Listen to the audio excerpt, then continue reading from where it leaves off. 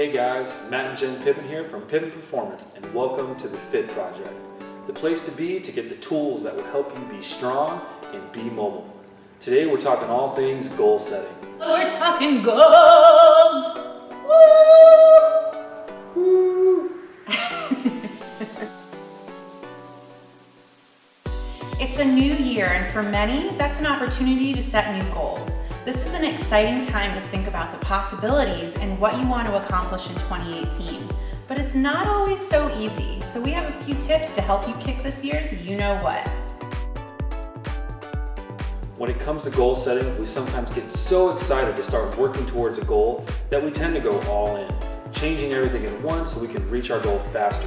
While the enthusiasm is amazing, this all or nothing mentality doesn't really set us up for success to actually reach our goals. If anything, it's setting us up for a failure where we feel overwhelmed and eventually drop the ball. What are the best strategies to say goodbye to disappointment and hello to results? That's a great question, and one I think that a lot of people are probably thinking about right now. You guys, how can we possibly be successful if, for example, we've decided we want to change our diets and tell ourselves we need to eliminate everything, all processed food, grow our own fruits and veggies, buy some chickens so we have the best eggs, cook the eggs outside under the sun so you get the energy from the universe? Okay, we get the point. It sounds overwhelming though, right? It does, and it can be, but it's all on how we approach this. There are a ton of tips out there, but one of the things that has personally helped me and my clients is to set small, attainable mini goals that ladder up to the larger one. This way you can build confidence as small changes start to stack one on top of the other, and it's much easier to stay on course. By the time you've reached your larger goal, it will have felt easy, and the changes you've made along the way will stick. If you think about someone who's training for a marathon, they don't jump in and say, okay, I'm not really a runner, but you know what, I'm gonna run 26 miles tomorrow. Woo, can't wait. No, they build up to that, starting at 1 mile, then 3, and working their way up.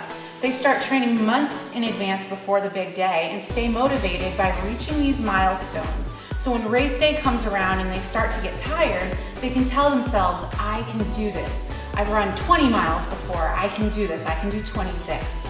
Try and use this mentality for the goals you set in your life. Yes, absolutely strive to reach that larger goal, but think about what simple mini goals you can hit along the way. If your goal is to eat cleaner in 2018, that's great, but guess what? It will be very challenging and sometimes a little discouraging if you go all in. Why not start with making a healthier choice for lunch 3 days out of the week? Once you've accomplished that successfully, let's say for a month, you can move on to adding in something else.